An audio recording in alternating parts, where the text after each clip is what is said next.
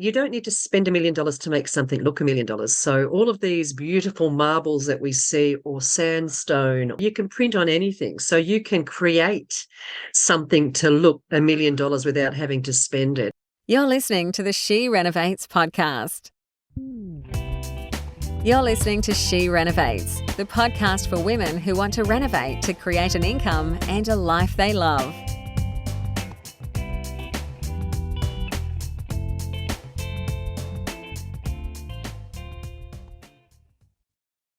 Hello, everyone. We're back with another episode of She Renovates, and I'm just getting it up on my phone so I can see what's going on. And I have two guests to introduce you to today. Firstly, Deborah de Jong, who has been on the podcast before, and we always love to chat with you, Deb. And Peter, you really have to put your surname in your thing, so it's, save me having to struggle. Tell us who you are, Pete. Yeah. Yeah, my name's Peter Wagner. Peter Wagner, right, Yes. Lovely. Now, today we're going to be talking about decorating on a budget, which is something that's very dear to all our hearts, because the decorating is a big part of the appeal of our renovations, but we always have to manage the budget. And Deborah has so I'm just going to give the quick intro and then you can fill in the gaps, Deb. But Deborah has a background in behavioural science, and she was originally one of the founders of Fantastic Furniture, and has a reasonably long and illustrious TV career with various programs, one of which was Changing Rooms. But now she is an independent consultant, and she also has a program to help renovators to decorate their properties more cost effectively. So welcome, Deb, and I'll introduce Peter and then we'll fill in the gap. So Peter is someone that Deb works very closely with, and Peter's skill is to be able to print on just about any surface. So I've seen some pretty magnificent glass pieces that have been printed on bars. And if anyone was at She Renovates Live last year, Deb donated a couple of pieces of artwork, which were very beautiful pictures, which were also Peter's work. So, Peter, do you want to fill us in on what your business is and what the process is actually called? Yeah, thanks very much. But it's a bit hard to sort of put it all into one sort of category. If you want to broad brush it, we use grand format printing presses, and they vary in width from about 1.8 meters to 5 meters wide. Some are roll to roll, some are flatbed, using different versions of printing processes. Some of the stuff is we've done a fair bit of experimental type printing to make sure that we can print on things. I honestly believe we can print on pretty much any surface, and we've tried just about everything imaginable, even down to silly things like Glad wrap and alfoil. So, it's the sky's almost the limit. There is some limitations around some of the plastics because of the oils and the way that the plastics respond to the surface tensions to get the inks to stick. But other than that, it's almost, you name it, we can print it, as long as it's less than about 52 millimeters deep.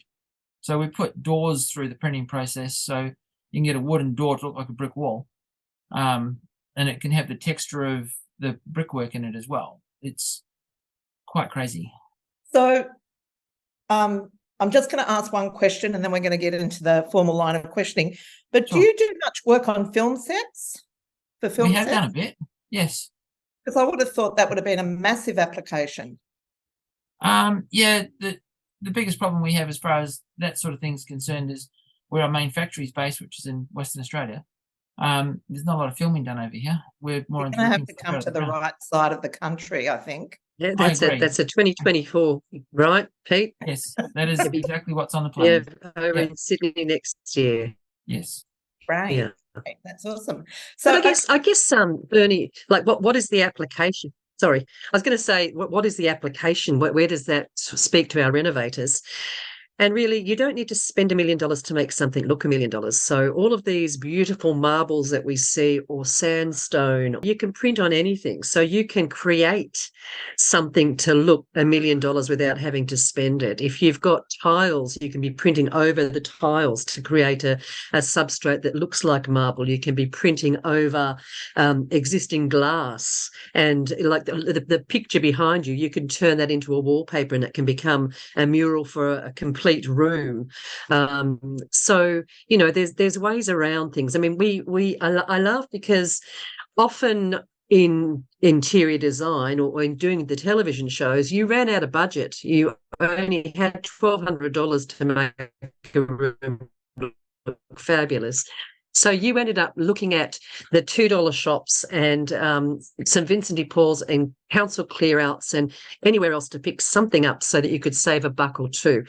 And in doing this, in doing the printing, you're saving money all the time. You can make something look fabulous without actually spending the money, which at the end of the day, we've had 13 interest rate rises in 12 months. We're all looking to save money, right? absolutely, definitely. And that is just like, I'm thinking about bathrooms, that being a really good application for that, because removing tiles is an expensive exercise, and when they're looking pretty sad, yeah. So you might take a picture, for example, any iStock image, Bernie, and print that on the back of glass, and that sheet of glass can go straight over those tiles. Yeah. So you don't have the demolition part of the equation either. Yeah, it's very cool. Very cool. So let's just back up a bit and just get a bit of a sense of how you come at design and decorating. So what part does behavioral design play in what you do? Like, why do we need to know about it? Okay. As an interior designer, when I go into houses, people say, "Oh, what should I do in here?"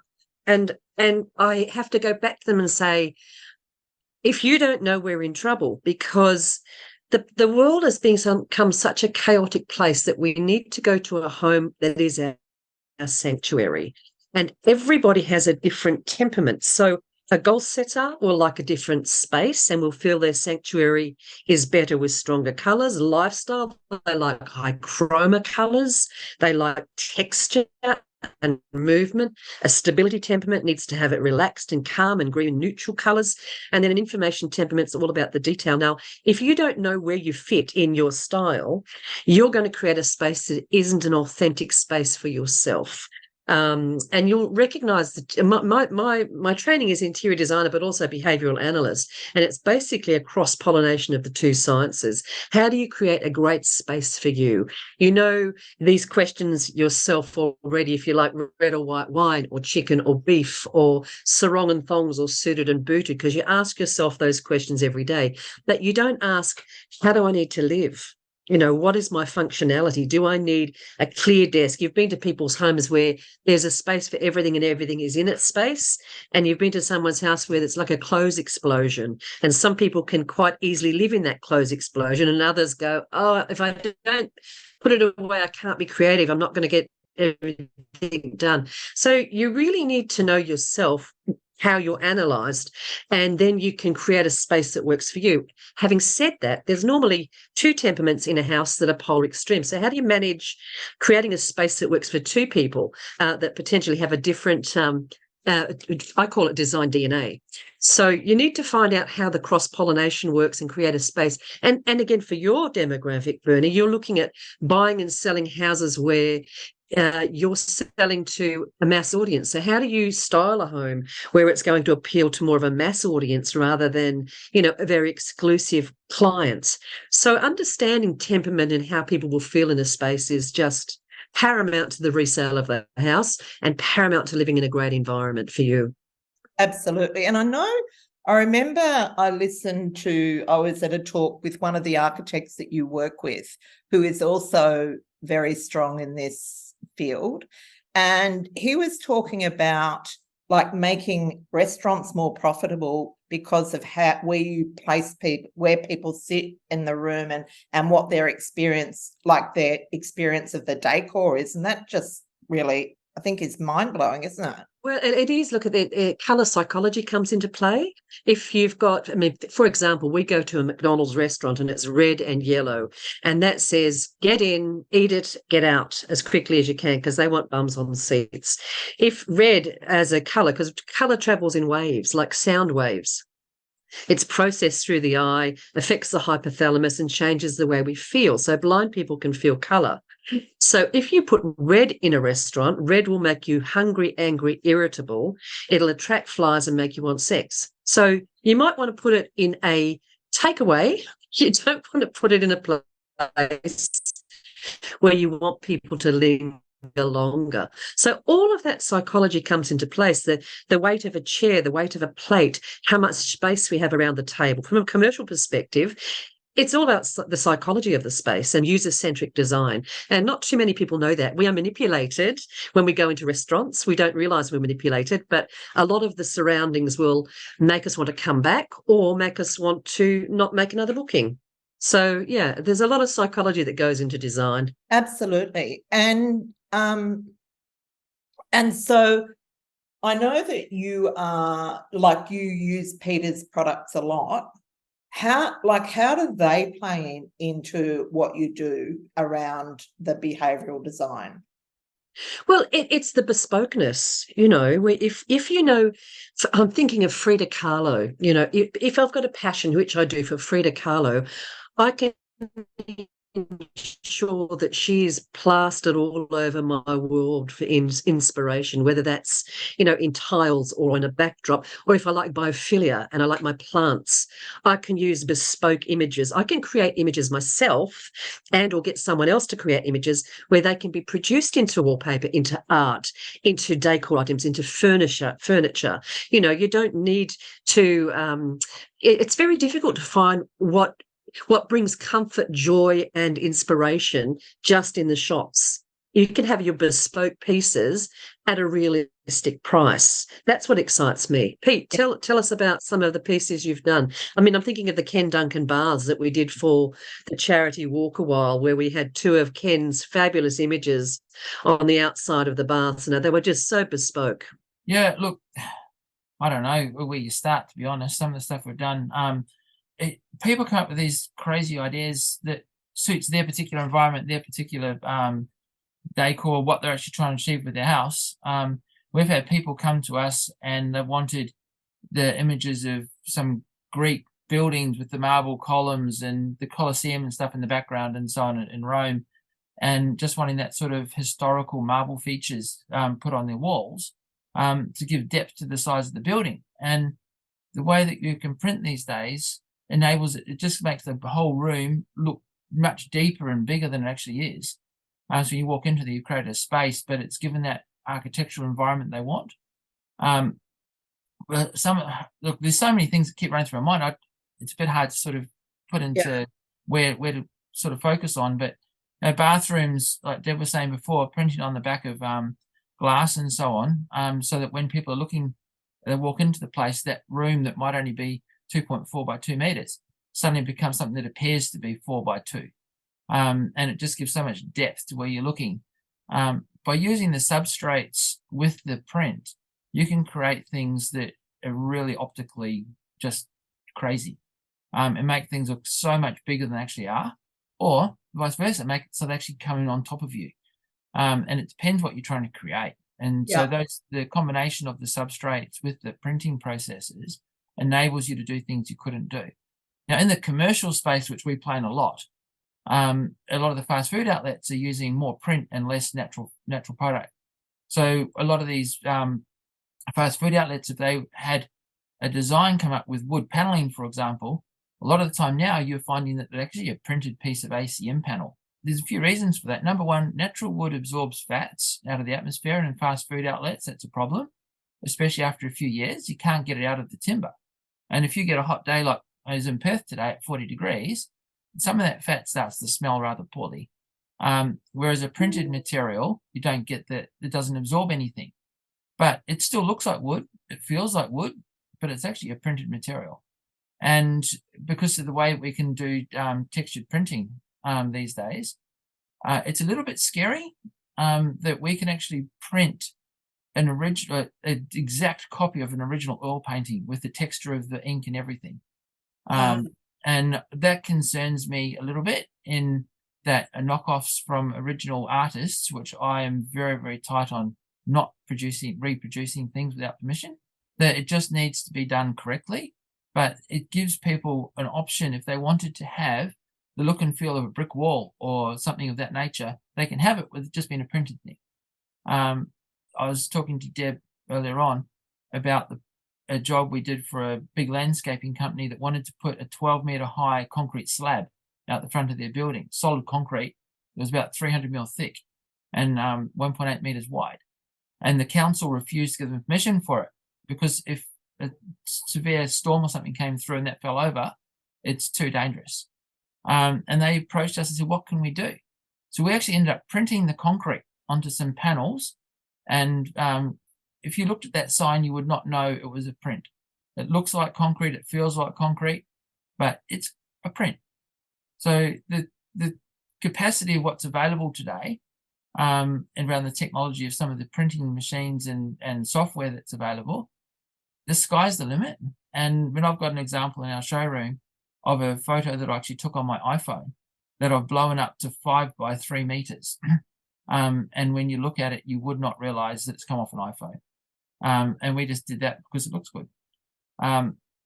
So, if you've got the imagination and you want to create something that's different and it's out there, and you're only limited by what you think of what you can achieve, really. And I would imagine with AI, like AI imaging, that obviously adds another dimension to it too. Yeah, well, you can create a whole lot of things that don't actually exist in reality, that people, even through Photoshop and those other traditional means, where we've actually gone and created imagery, and you look at that picture behind you at the moment, it would be very easy to actually go and manipulate that photo to make it into something that it obviously isn't in reality, but it's appealing to the eye. And it's, if that's the feature that you like in your particular environment, it's possible to do. I can't wait to give it a go. Exciting. Yeah. That is exciting. And what inspired you to start a business like this? Obviously, you've come across the machinery somewhere. Is that? Look, when I started this place, the machinery that's available today didn't even exist. It wasn't even invented. So what got us into this was actually back in 2000. I was asked by the Catholic Church to run a huge banner campaign for them. And at that stage, we were screen printing, and we're the largest screen printing screens you could get, which was like that stage 4.5 by 2.2 meters. But it took 4 people to actually move that screen to print. And when we're printing about 300 banners in 4-color process, it was just a very long, dirty, cumbersome job. And I'd said to one of my friends who was at early stages of IINet startup, there's got to be a better way. So we sat around for about 3 months on dial-up, and we eventually found a machine in Texas, which we ended up buying and bringing into Australia. We were one of the first in Australia to actually embrace this technology. And from there, it's sort of just grown to the point when I travel overseas a lot and visit people all through Europe and North America, looking at what's happening in those markets and trying to stay ahead of what's happening in Australia. And as a result, we're at the very forefront of technology. We do R&D work with Pantone, which I don't know if you know who they are, but and about color management, so that regardless of what materials we're actually printing on, you get the same color. And that's a very hard thing to achieve. So in a corporate sense, if Coca-Cola come to us and they want umbrellas and chairs and banners and flags, it should all be exactly the same color. And you don't want to have a slightly orangey red next to a deep red on a different product. So we've managed to achieve that across multiple substrates in the same colors and so on. And we have a full-time color management specialist that works with us. And his job is purely to work with the technology to make sure that the reproduction of what we're doing is actually true to the color or what people are expecting. Yeah. It's an interesting space. Amazing. Yeah. I can see why you're so excited about it, Deb. Well, look, I tell you why I get excited, and you probably don't know this from my history, but my father owned a paint and wallpaper shop growing up. And so I was always had my hands in paint and in and around wallpaper, and that's where my passion for interiors came. And so when I see the bespokeness, it's almost like being given a box of crayons, or colouring pencils, and you can go beyond the paper and create anything on the wall. I mean, I think about children's rooms. There might be a piece of art the child has created that you can put as a feature wall, and with their name written on the bottom as a piece of wallpaper. The sky's the limit. If you had Michelangelo's print or something not too dissimilar, you could create that in a library. I'm looking at the texture on the painting behind you, and Pete can actually print with that texture. So it feels like a three-dimensional image. It really is. It's a creative, it's a tool that you can use to create almost anything. And I think too, with the 3D printers that are coming, it's a whole new skill set, but it's actually not expensive, which is what excites me. It's not about spending a lot of money. I mean, if you think of if you were using velvet per se, velvets can be expensive. If you're looking at wall panelings, can be very costly, but you can print the velvet if you've got an iStock image, and it can look as though you've got, a plush library of velvet wallpaper, but it's actually just print. That excites me. I mean, we also have the opportunity of having, they say buy once, buy well, right? And that's true for your foundational pieces. There's a whole lot of stuff that you can get away with. I think one of the points is to mix high end with realistic prices. You don't always have to pay for the most expensive thing. Absolutely. And so one of the applications that I can think of, like we have a lot of Airbnb hosts, and the thing about Airbnb is you want to stop the scroll. You want people to stop and look at your listing. And when there's hundreds of listings and they all look the same. And so making a feature in your property that people will talk about, I think that's a great way to do it. Yeah. So yeah, that's something else that I think an application where it is really great for our community. Yeah, absolutely. And timing, I think too, Bernadette, I think about your lovely tribe of women who renovate, and sometimes if you see a wallpaper you've got to bring in from Europe or somewhere else, they don't have the time. So it's, although we'll get Peter to Sydney next year, I think it's a lot faster than bringing in things from the States or from the US or from Europe, which is where people really focus on really beautiful lined wallpapers. Australia doesn't have the same amount of range that we could find overseas. But if you find an image that Pete can get it to you within the space of a week, that's pretty good. And he does really interesting things like the corrugated iron can be printed on. There's a fabulous Pongs product, which is a malleable piece of what is it, Pete? It's like a metallic. It's an aluminium impregnated fabric. Thank you for that. So you can we literally dye the fabric, and it's German company that came up with the technology, and they run this very, very fine aluminium fiber through it. So we dye the fabric in the printing process, and then it can be shaped to whatever you want, and it holds its shape. And it's actually called shape. And what would you use it for? What would you use it for? What would you use it for? A sculpture or a light fitting or both? Also wall features. There's been a couple of commercial places we've used it where they put acoustic paneling behind it and then put this over the top of it to give it a 3D artist's impression of something. I don't know. It's pretty abstract to me, but I'm a printer, not a artist. So it's one of those things that just looking at the uses for it, it's crazy what you can actually do with this sort of product. It just revolutionizes, rather than having just a straight flat piece of fabric. All of a sudden you've got something that's malleable and will hold its shape, so that if you actually mold it into the shape that you want, it'll stay there. Now obviously it's not going to do a 3 by 2 meter type single piece without any structure to help hold it up. It's not that strong. Yeah. But if you can put a basic framework behind it and use that as the covering, you can do anything. It's just and then you add in LED lighting, which we do as well, you've really, you're not limited to hardly anything. Yeah. I hope you've got a really good website, Peter, with all your projects Watch on this space. But it's not as up to date as it should be, and it's just one of those things. We're actually in the process of doing a bit of a relaunch ourselves in the next 2 to 3 weeks. There's a lot of that stuff that will be up, and we will have included a lot of these things that we've. But the girls can reach out to me, because I've got PowerPoint after PowerPoint of illustrations. So Deb's probably happy to yeah them to me, and I'll show them what Pete can do.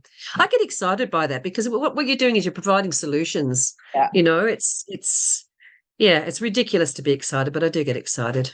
Oh, I don't think so. I think it keeps. Okay, Christine Bounty has just said, this is mind-blowing. I love that, Christine.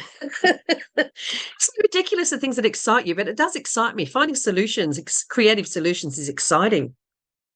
Yeah, it is. And I think it really fosters creativity, because rather than just, stick with what's in the wallpaper, book, or whatever, you can actually get outside of those parameters and start thinking, well, anything's possible. And what you can imagine, you can actually produce. Absolutely. And it's here, Australian made, this is the thing. It's not not imported. We're doing it's from home, and it's not far, and it's accessible. And you won't find a man with more integrity than Peter. It's something that's difficult to sometimes find in the industry, but he's a really solid man of integrity, and Peter will always find a solution, which is great, because sometimes I actually met Peter at a trade show, and I bumped straight into him, and we were doing a fundraiser, and he said, we actually print on every substrate. I said, yeah, but can you print on a bath? And he said, yep, we'll print on a bath for you. And I went, okay, you're my man. That's it. You're in. That's pretty good. Now, what if I have got a vision of this beautiful, tranquil, this setting in our bedroom? That's what I want on the wall. And my partner has a different temperament. How do we deal with that? You give him a spare bedroom. That's what I think you do. Oh. No. Well, look, it works for Goldie Hawn, doesn't she? She has one house and her husband has another. It's a challenge. Yeah, they live opposite each other. And I think that's a good idea. Imagine having your own house. Look, it's a challenge. There's got to be compromise. I think when it comes to the home, one person normally tends to do the decorating. Yeah. Or the designing. And it's up for negotiation. I think everybody should have spaces within the house that speak more to them. And there is obviously compromise. So one person has to decide, look, the bedroom for me needs to be this tranquil space because it's a place we sleep. So they get the vetoed vote. Having said that, I mean, there is artwork that lends itself to a couple of those things. If your partner likes texture, you might add texture with cushions, but the artwork is something that is agreed on. I as I say, like, you find out the person's temperament first, and then create places for them in the house that make them feel like they're in their sanctuary. It might be a reading nook for an information temperament where they can sit and have their books. It might be a beanbag or a reading soft corner for a stability person. But then there's the goal setter who's high-powered and driven. They need a desk that's going to work effectively in a very ergonomic space that's all the cables are tied and gone away. So really, everybody should have somewhere in the house that just sings for them. Yeah, and that's the little corner of paradise. Can we clarify what those temperaments are again? You said goal setter. Yep, there's goal setter. They're our CEOs and senior drivers. They're fast-paced and results-focused. There's lifestyle. They're fast-paced and relationship-focused. And they're the ones that are at the life of the party and working the room, and they go to the opening of an envelope, right? And they like regular change and high activity and high chroma colours and texture. We've got stability, and there's always tomorrow. They want it really easy. Stability is They're slower paced and they're relationship focused. And then there's information temperament. And information is all about the detail. They like lots of clean lines. They were happy to spend the money to buy quality items, buy once, buy well, but they take a long time to make decisions. So the two temperaments that are fast paced and results focused are goal setter lifestyle, and then stability and information are slower, but they're all extremely different in how they need to live.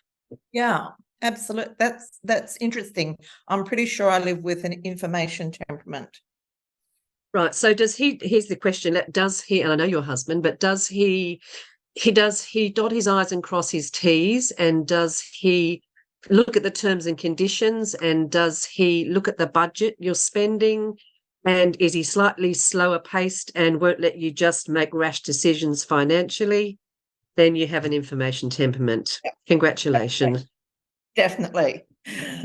Oh, and I would say you would probably be either a goal setter or with a little bit of lifestyle there. So you're faster paced. Let's get the job done.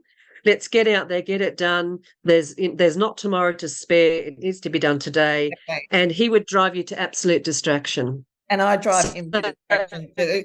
But both of you, and so but it makes it does make it easier if you understand that that's what you need to accommodate. Because if you slow your pace down a little bit, he's going to be a lot happier, and if he increases his pace a little bit, you're going to be happier. So it's about modification at the end of the day. Beautiful. So can we just have a bit of a chat about biophilia? Because I know that's something that you are very passionate about. What does it mean, and how does it play into, interior design and decorating? Yeah, look, I think we feel very differently when we're surrounded by nature. I mean, it purifies the air, and plants make a big difference to lowering stress levels. So whether they are in the house in reality, or whether, like looking behind you, the neutral palettes of the greens, that automatically lowers your blood pressure. So biophilia and biomimicry is where we take nature from the outdoors and bring it indoors in an interior design perspective. So surrounding yourself with organic elements, with wicker and with raw organic elements will lower blood pressure, will make us feel more calm, and it'll feel like a more inviting space. So feel free to bring the outdoors in to lower the angst. And also in an office, Pete, you could use a few plants there by the look, even if it's in artwork. But I mean, again, printing artwork on your bed linen, on your cushions. Go on, Pete, you were going to say something. You don't actually see the image that's on, and I'm looking at in front of me from the desk. It's of the mountains in Queenstown with the snow, and it's got that nice, cool, crisp morning with the snow down on the side of the road, and it's just a perfect scene. So it's very. And how does it make you feel? Relaxed. And even though you might live in a pretty fast-paced world, you just look at it and you think, it's just amazing that we can actually go and enjoy these sort of places. And every now and again I'll sit back and just for 30 seconds just remember what it was like actually being there. And sometimes that's what you need. Yeah. But I'm looking at my scene here, which is obviously a Zoom image, and I go, the Amalfi Coast, I'm feeling quite relaxed, So you can bring those elements in, and yours as well. I mean, I look at yours, Bernadette, and I'm looking at, it feels to me a little bit like Raffles. There's this lovely invitational humidity with it. And so how do we feel when we're surrounded by biophilic elements? We feel more calm and more relaxed, and we all need a little bit more of that in our world. Absolutely. Now, what's your passion moving forward, Deborah? Well, look, I do really enjoy empowering people to create beautiful spaces for themselves. I think, we've come back on the back of a pandemic, and we've gone to live back in our premises again, and living and working from home. We're moving back into the workspace. And so the thing that really lights my candle is seeing and empowering other people to create great spaces for themselves, not necessarily doing the space myself for them, but to equipping them to create their own great spaces. So to resell houses, appealing to your audience, but just to create a little bit more productivity, love and joy around us in our premises and in our workspaces. So I do have a course of interior design, which is just helps to fast track. It's finding your design DNA, and it's also 101 tips and tricks on doing it on a budget. So love to chat to your tribe about that post-event. Definitely. Well, we'll include a link in the show notes, and we'll also link to Peter's company because I know that we'll have a lot of inquiries about that. And yeah, I watch this space. I guess I'm thinking it's such a relief because I feel like interior design has all been about buckets of white paint for quite some time now. So it's nice to, break free. There is an image out there, which is a bit of a GIF, which says, how many whites are there, with designers, because there's like 1,000 whites, but sometimes it's nice to move away from a white, right? Yeah, definitely. Like I love white too, and of course we use it a lot, but yeah, I think it's nice to be thinking a bit more innovatively. So, yeah. So I want to thank you both for joining us. Hello, Will. Can I just chip in and say my world's all about colour, and I don't print white. It's really we really start with white. Actually, we do print white when it comes on clear substrates, but generally, it's not when we go through literally probably about 30 litres of ink a week. Across the machines and print somewhere around about 15 to 20,000 square meters. And it's, we might use 3 litres of white in the middle of that. The rest of it's all colour. That's massive. Yeah. Yeah. So at full capacity, we can print around 30,000 square meters a day at the moment of print. And a lot of it ends up in the commercial space, obviously with point of sale and that sort of thing. But the stuff that I really enjoy is the bespoke stuff that ends up in people's homes, and Deb's seen some pretty specky stuff we've done for people using lights and stuff as well. So it's all about your imagination. Speak to Deb about it because she'll clarify some things and give you guidance as to the best way to go about it, and we'll produce it. It works really well. Beautiful. Well, thank you to you both, and I think we've finished. We'll make sure we include the links, and I want to thank you for your time. Thank you very much. Thanks so much, Bernie. Always a pleasure. This is the She Renovates podcast. To discover how to harness the power of renovating, check out theschoolofrenovating.com.